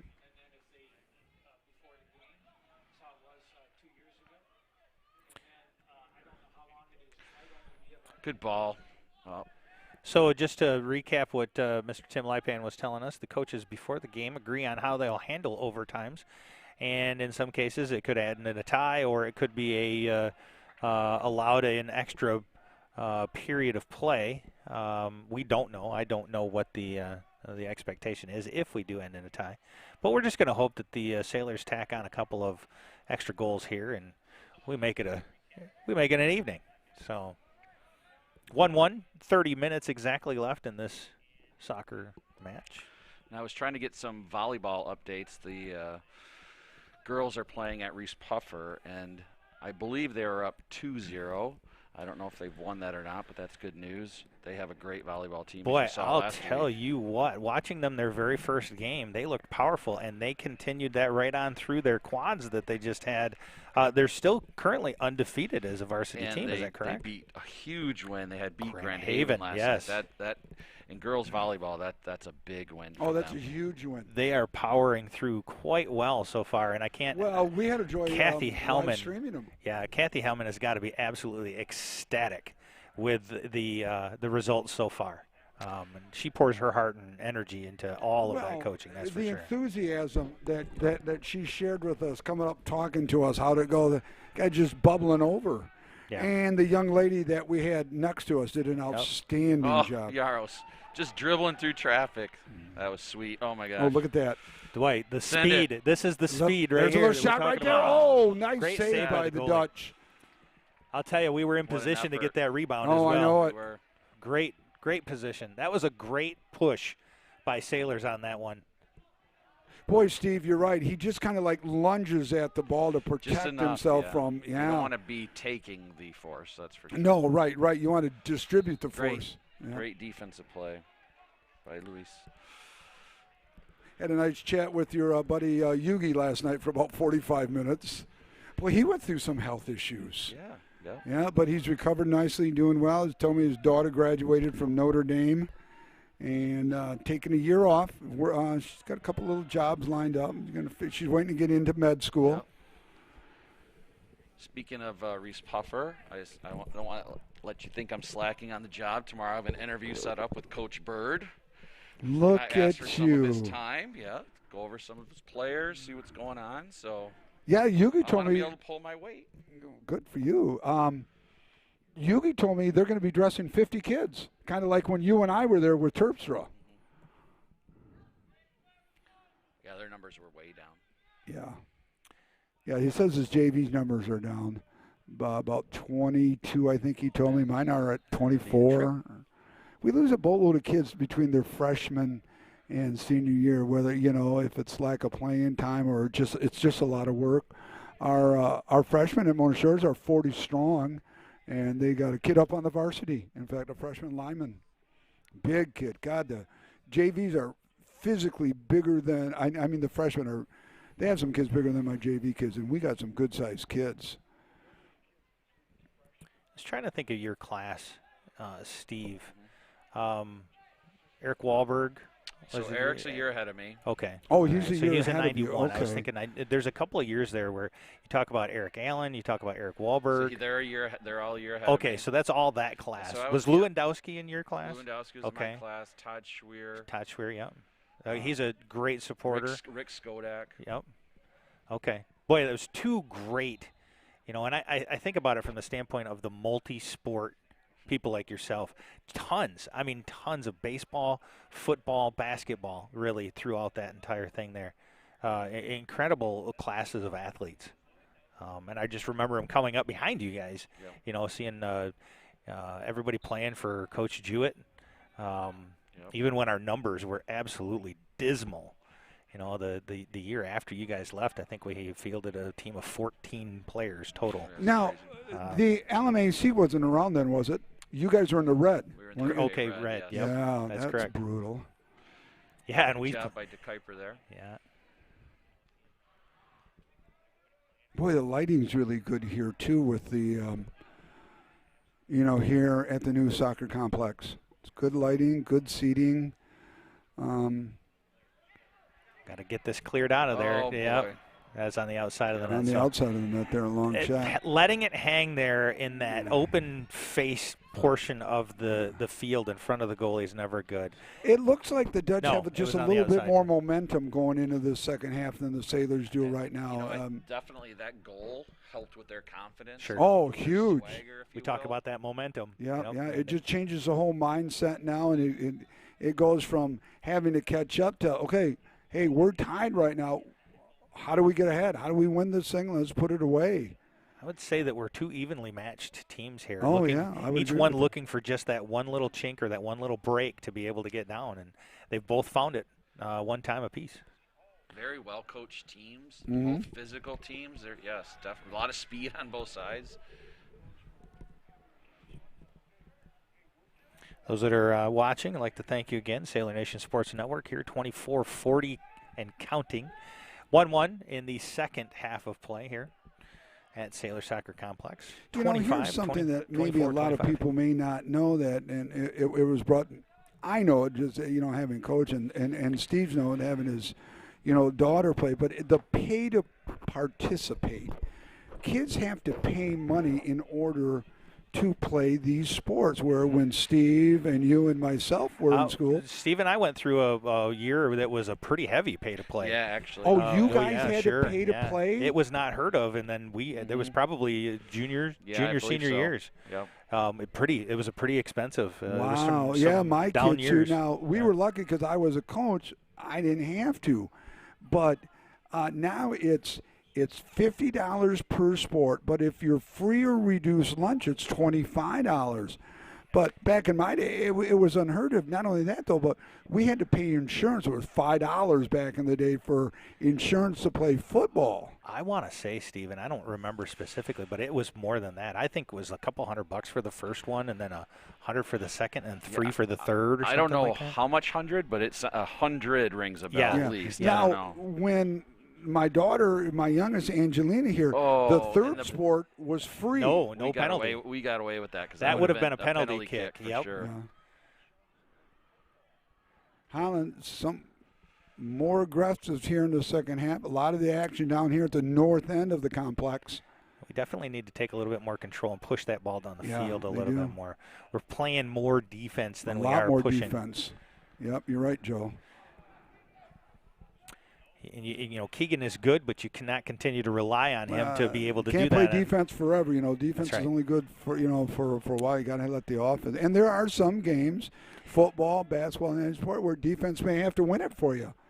But right now, we need a goal. In this game, we need a goal. It's a great to touch right there. Go up 2-1. Keep it down in this offensive scoring area. Good passing. Ackerman to Ethan Brown. Good lead in. Just a little too far. Had the move. Now, this is where you got to watch for the offsides. I haven't heard, maybe one or two offsides at most called. Good discipline on the part of the players. With Okay, that. now, Joe, if the ball would have rolled out of bounds, would he still have been able to kick it, or is it because he caught it and it stayed in down, he's able to kick it? It rolls out of bounds. You got to kick it from one of those corners of the small. From one, okay, the small I got box you. down there. All right. Get some Great clarification. move. Okay. Hayden Yaros. Yaros with a little chip shot going up there and just goes in before He's looking just for a little bit more hang time. So he's looking for a hand time from the guy coming in from the left there to maybe get a header in. Listen to me with that soccer term, header. Dear Lord. Kicks it out of bounds. Holland has definitely played a possession type of game. Mm-hmm. I mean, and you get that just like any other sport where some teams are more possession oriented and other teams like to make the runs, but they've definitely been a very possession oriented team tonight. And the teams that can do both, especially over two 40-minute halves like soccer, it's like they strangle you. You know, they go for the jugular when they can, and they strangle you the rest of the time. Yep.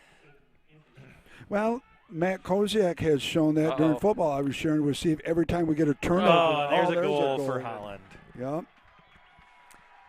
Holland scores with 20.55 remaining here in the second half to go up 2-1.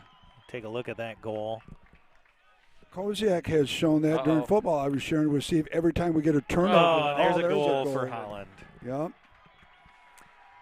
Holland scores with 20.55 remaining here in the second half. It's a great initial ball to set up the shot.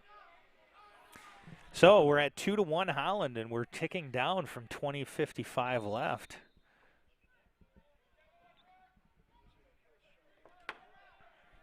Sailor's going to have to make somewhat of a rally right now in order just to tie up this event. You know, I got to tell you, keeping up with the score on soccer is a whole lot easier than keeping up with the score on volleyball. God, yes. When you're doing it here on the computer, I can tell you that right now. Yes, it is. A little bit of a reprieve for me. And that goes back to our openings where we want to open up to what we're doing to the academia of Mona Shores. Right. To get kids involved in sports journalism of some sort or sports, telecasting. And we're still working on that. We've got a couple of leads out. Hoping to get some more student involvement with our Well, Sailor Mr. Nation Sports Drosky has been very gracious in working with us now absolutely. to get this going. And I think we've proven our value, our worth over the last few years of what we've been able to build as far as a brand and quality. So we've got a lot of support coming from the administration of the school, Todd Conrad from the athletic department, and a lot of supporters financially as well. The Sailor Classic, huge one, a couple of private donations. Our John Vandervelde and Nexus Realty broadcast booth here, great supporters of us. And many other individual alum have reached out. We're getting ready to open up a few more opportunities for people to be able to financially support what we've got going on here to continue to build our empire, the Sailor Nation Sports Network empire. I like that. We've grown from just you and I to an empire. Well, the empire's getting big enough that we had to add another broadcaster in here. We added another broadcaster. It's kind of like Monday Night Football here now, That's right. This half, Holland just played a cleaner game. Their passes are crisper, if you will. Shores it just doesn't seem to be clicking right now.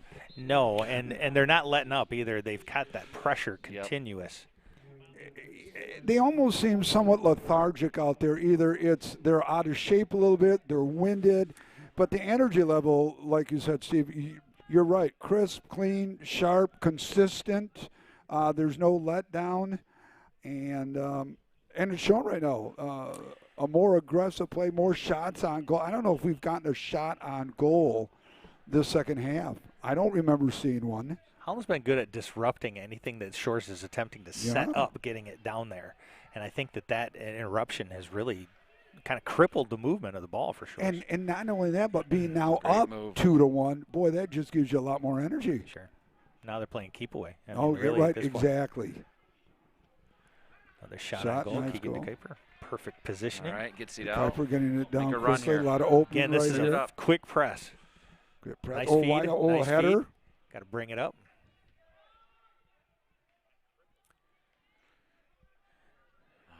Steve, can the 2 defenders or 3 defenders that we have, are they allowed to cross the half line, or do they have to stay? So you'll hear coaches on the sideline in soccer say, push up, push up. They want to move their defenders as far up because to try to, the offsides and take the offensive team more into the defensive side of the field. So, and that, once again, is a coach's preference, too, when it comes to how much you want to push your defense up. No, right, yeah. It's a gamble. You're gambling at that point.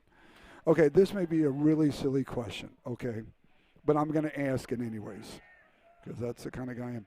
In hockey, when there's a minute, 35, 40, some seconds left, you can pull your goalie. Can you do it in soccer? Goalie can come out anytime he wants to. Yeah. They now, can. Does that happen? Not very often. No, right. Okay. Like he might come out and he might be more aggressive and come out to like 3/4 court. Yeah, or if the ball gets so he can get it down. I got you. Quicker, okay. Continuing to press that ball into the offensive area. And occasionally, if there were a corner kick, they might move him up closer to the action. I got you. See, I thought he was just contained to that big rectangle. That's interesting. If you remember from the first half, Keegan came out. Yeah, right. That's right. He came way out over there. Yeah, wow. Boy, you're right. It is a gamble. 16-13 left, counting down. Oh, it's a beautiful win there. Send it.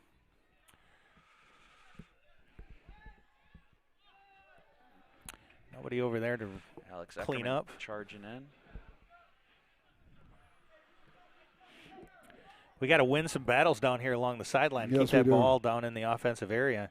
Jacob Gravelin, solid defender for Shores.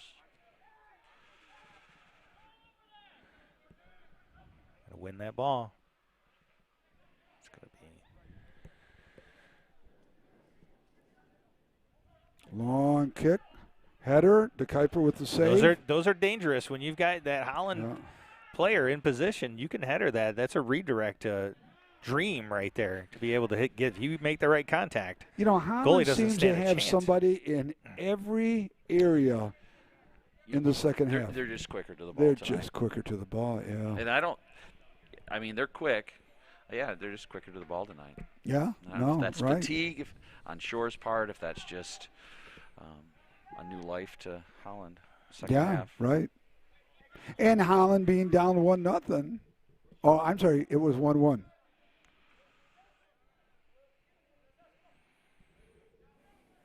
14:50 and counting down here in the second half of action.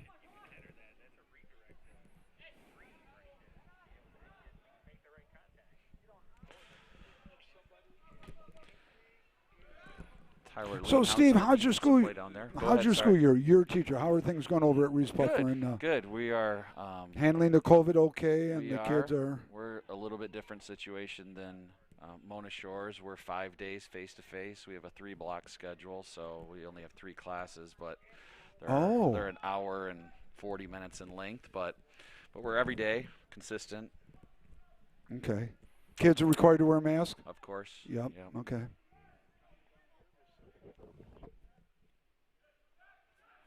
How are your classrooms set up, Steve?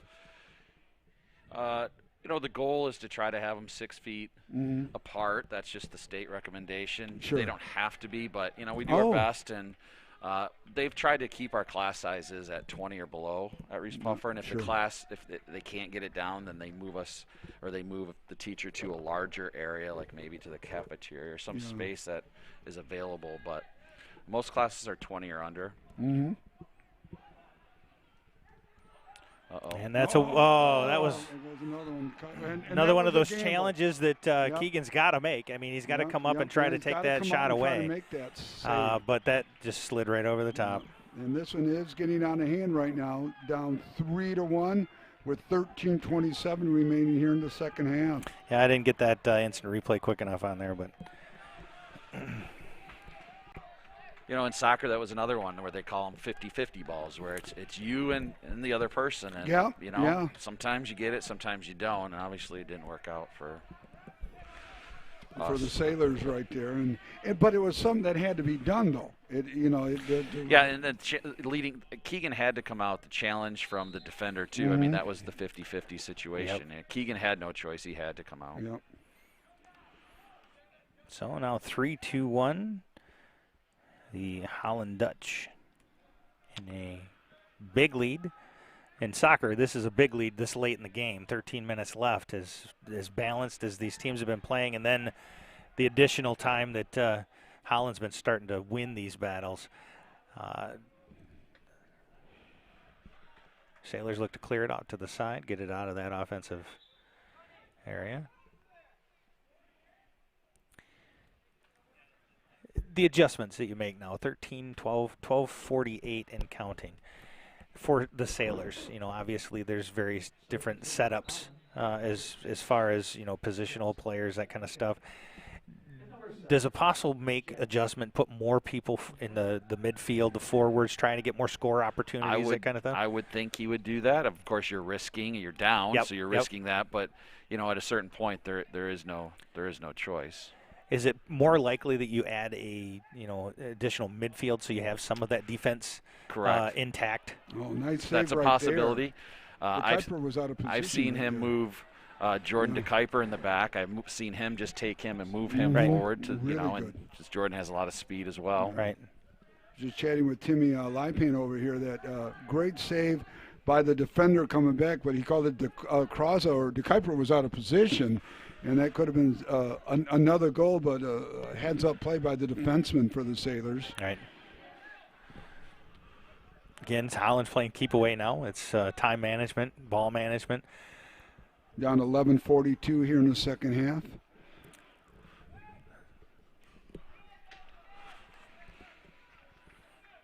De Kuiper, a two-sport athlete this fall. He's also the kicker for the football team. We'll see him in action Friday night at Reese Puffer as the Sailors go to defend their D2 state title in a little different scenario. We'll discuss that more on Friday with every team making the playoffs this year.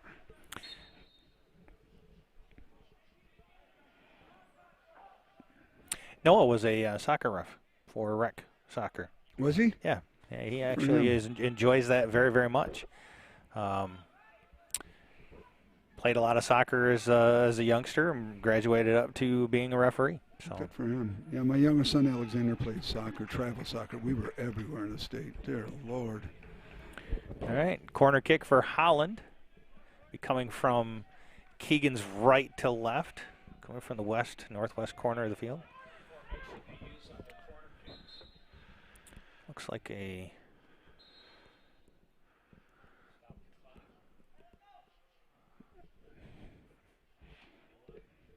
okay, let's watch here.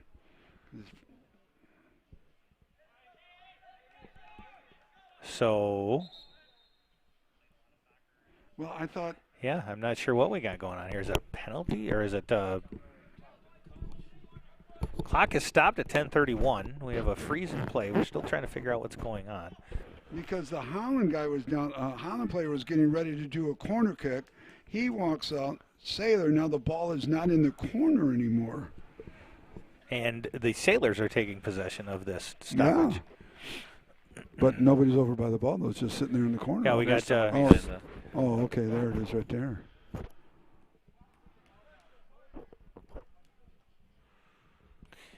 10:31 left. Clock is now beginning back up. 3-1, Holland in the lead. Nice kick there. Goes Not down. to state the obvious, but Shores is going to need something quick.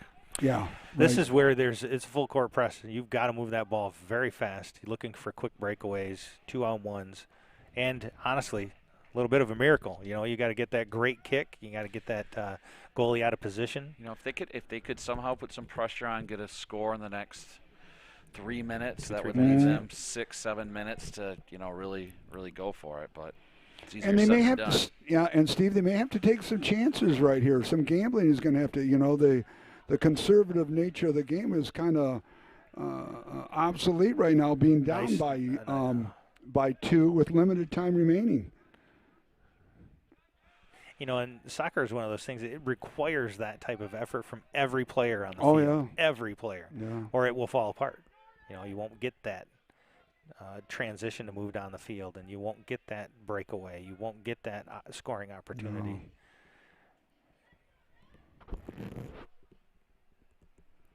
No. 9:20, counting down.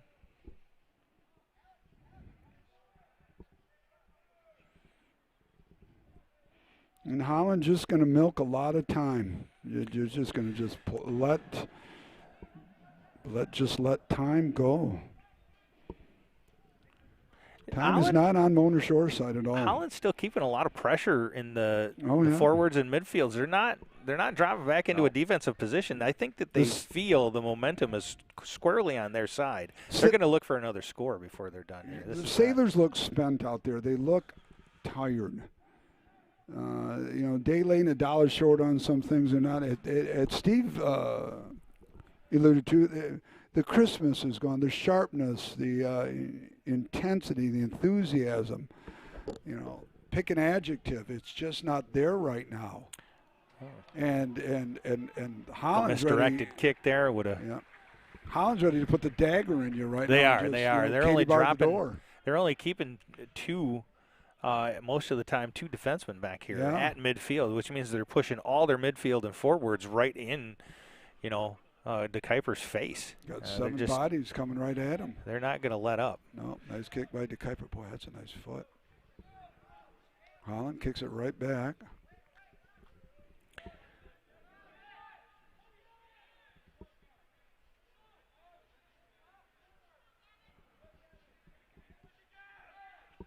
And this is where you'll see Holland really emphasize the spacing of their players so that those passes are available to them.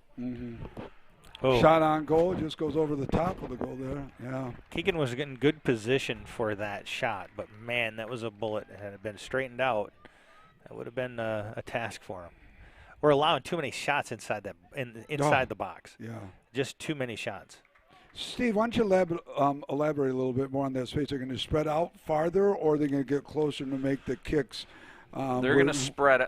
You know, if you play soccer, you understand that the players try to get in a triangle formation to keep the spacing out. And what they're going to do is, you know, they'll pass it. They're not necessarily milking the clock, but they're not also trying to be in a hurry. But if they find an opportunity where Mona Shores falls asleep for a second, but they want to keep that spacing so they can get the touches back and forth. Right. Yep. Keep the ball in their possession. Yes. 6:45 and counting. 3-1 Holland up on your Sailors. Holland heading north at this time. And as they say in the radio area, moving from right to left. On your radio dial. Right. That's a great ball. It was. Now that's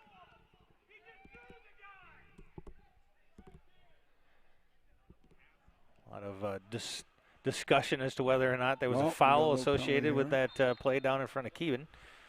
Keegan, that's going to be a yellow card. Yep.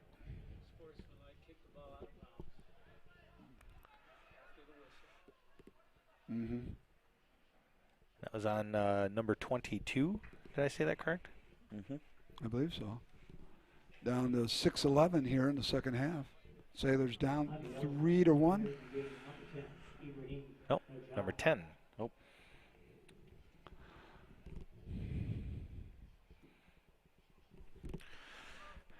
And honestly, I think that was just what we've been talking about, some of the frustration. They thought they maybe deserved a call down here. They got called for a call here. The ball gets kicked, and, you know.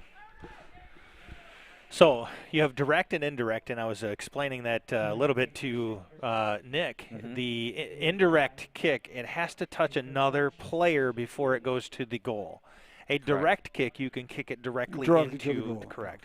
This is a what? How do we know which type of kick that is, Steve? Direct kick. This is a direct? Okay. But I could be wrong. Yeah, because my question was, how did you know it was good? You know, because usually if it's an indirect kick close to the goal box, they'll have another player standing right there who will literally just put their toe on it, and then they'll kick it. I gotcha. Unfortunate bounces there for Sailors as they had it down in the offensive end of the field.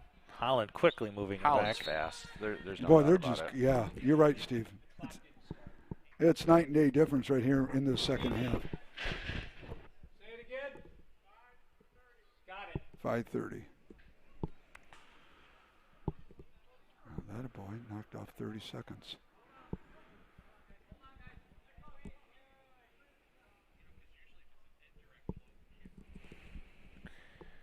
Everything is wireless out here now. And, Yeah. Again, Tim Lipan running the score and the clock itself.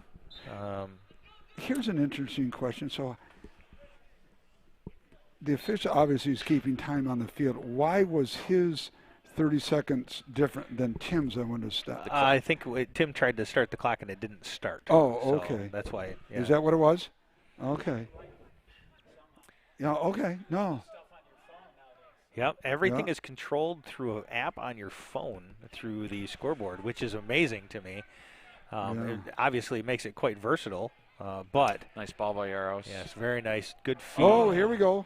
Sailor with a Gotta little win that. breakaway. No, and the Dutchman and the Dutch, forgive me, kick it out of bounds, save it. Well, I tell As the ya, clock continues with 4:45 and counting down here. Sailors just cannot catch a break. No, they can't.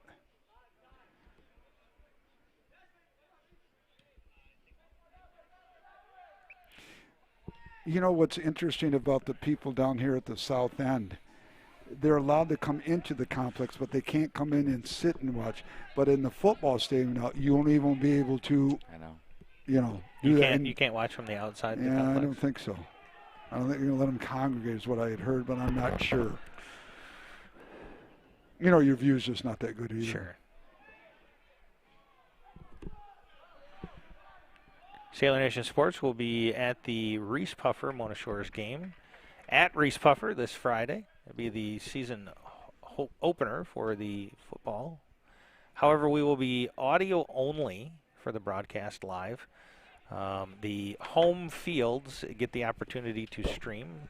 I know Athletic Director Conrad is working on getting the details associated with how to watch that. He will be sharing that out through every method of communication they can. If you guys want to watch, Reese Puffer will be providing a live video stream. Yep. But Kimmin will be located in the bird's nest on top of the visitors side, press box, which is really nice. And what a Another shot! What a bullet that was from long range. I put in. Yeah, you're right, Tim. That was almost like a quarter field That was kick quite a right kick. there. I mean, that was a shot out of a can. Visitors side, press box, which is really nice. And what a another shot! What a bullet that was from Visitors visitors side, press box, which is really nice.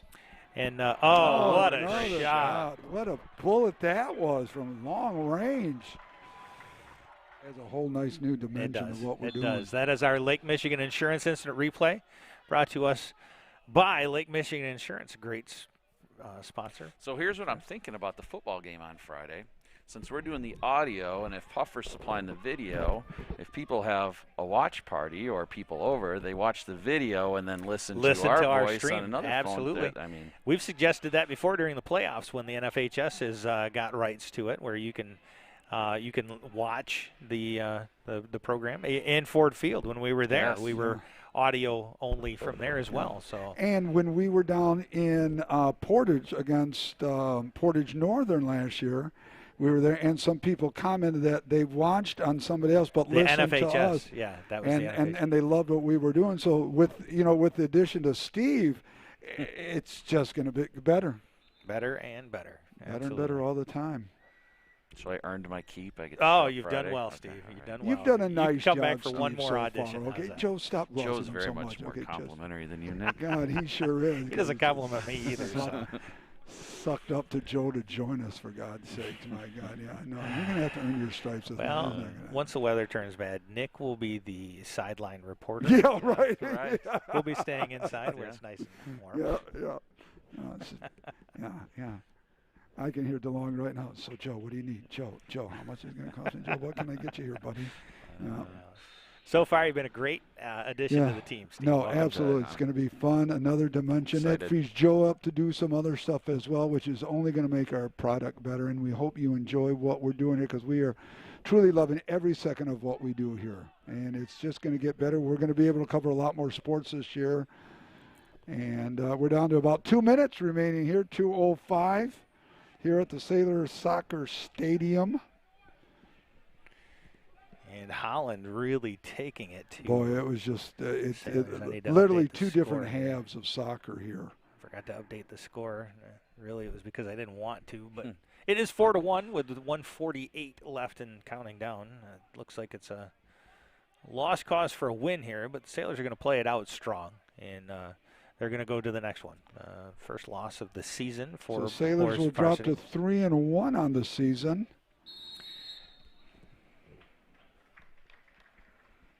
Another yellow card.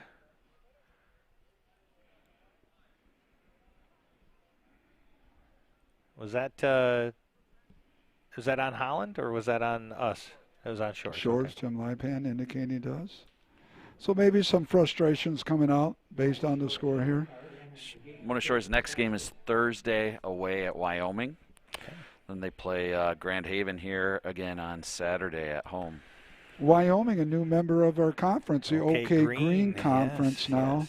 or as I call it, the Olive, which they should have done it in respect to the Greek people of this world. But no, they kept it green.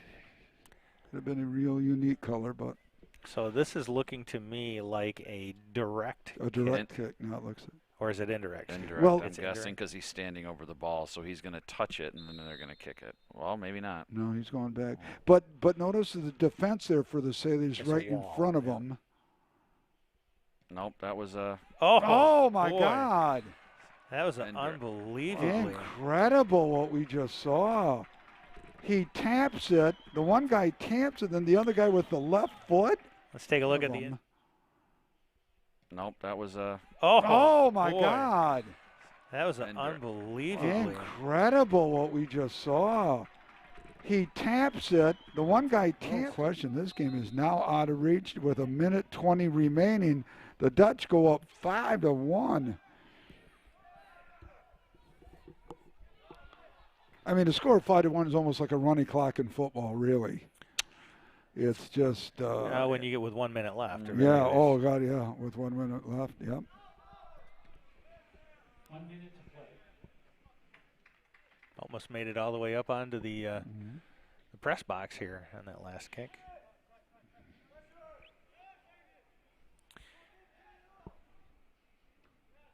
I'd like to thank Kim and Kotis, our eye in the sky, providing us the camera shots for tonight. Also like to thank Lake Michigan Insurance for the instant replay and a breakaway by Holland.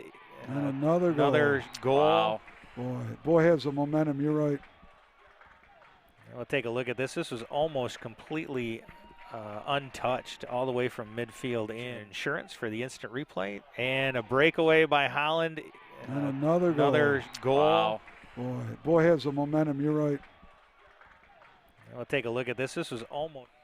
And the dejection on the Sailors' faces right now is starting to settle in as this game winds down. We're down to 30 seconds remaining. In a hard-fought game, it just didn't go. The second half was a tale, literally, Steve and Joe, a tale of two halves. Yeah, absolutely. the consistency and the pressure that Holland was able to maintain all throughout the second half was just too much for the Sailors to overcome. So we're down to 10 seconds and counting down. Probably the age-old question that many coaches have tried to answer over the years is what happens to your team from one half to a next. What you played a really good half, and then the next half you don't. You come out flat, There's adjustments that you can make in football and basketball and even soccer, but this almost feels more like a mental change. Like there was some type of like a loss of confidence. Yeah. Holland came out, presented something that it complexed the game for Mona Shores, and it just kind of unraveled from there. Yep, there's no doubt about it. And I think you can tell by Holland's reaction, it was a big win for them. Yep. Well, ladies and gentlemen, thank you so much for joining us here at our inaugural soccer coverage. It's the second home game, but it's the dedication game here at the Sailor Soccer Center for the varsity soccer, boys soccer. I don't know. I got to take a look. We just put together a tentative list of games that we're going to be covering. We may have some more soccer coming up. I got to look at that list again. But what else you got there, Nick? Anything else to add to the broadcast before we leave? First of all, Steve, thank you for joining us. It's wonderful to have you with. I think you're going to be a good addition, number one. As a dear friend, not only that, but as an alum of Mona Shores, you can bring a lot of other things that I can't. But football-wise, I think we're going to have a ball. I think all sports. So we want to welcome you to the family. Our first telecast of soccer was a good one. It was a tale literally of two halves. It was night and day. But we look forward to doing more, my friend. But you know what? Sailor Nation Sports is off and running. We did volleyball last week. Soccer, football starts Friday. And the defending Division II, whoever would have thought in this day, Mona Shores, the defending II state champions. Defending state champions, yeah. Take the field in defense of a state title. And they open up against a rival. Yeah, I mean, rival. Yeah, I mean, two weeks in a row because they have Muskegon following you. But I mean, if you can't get fired up about high school football after all that we've gone through, and then you open up against one of your big rivals, it's and the school that you teach at, coming from the team that you played for, and having coached over you and I. So. And that's what when you get two local schools together, that's what makes high school football in this area great. For a year. It's great. Yeah. And Sailors got to every game that football plays this year, you will get the best from your opponent. Yes. There's no question. Yep. That's the way it's going to be. To say that, you know what, we're playing the D2 state champions. And let's be honest, I don't think they would prefer it any other way. No, absolutely. Absolutely. Tested by fire. That's the way that Joe, they like to roll. What do you got to say, buddy? I just like to say thank you, everybody. And again, to echo what Nick said, thanks for joining us, Steve. It's been a welcome addition, and I look forward to more going forward. So. For Steve, Nick, myself, Kim, and out there on the camera, and the rest of the crew, thank you very much, Sailor Nation, for tuning in. Hope you enjoyed tonight's broadcast, and we can't wait to join from the Reese Puffer football stadium on Friday. Rocket Stadium, baby. We'll come up a little bit early before the game, so we'll see you then. And take care. Be safe for the rest of the week. We'll see you then.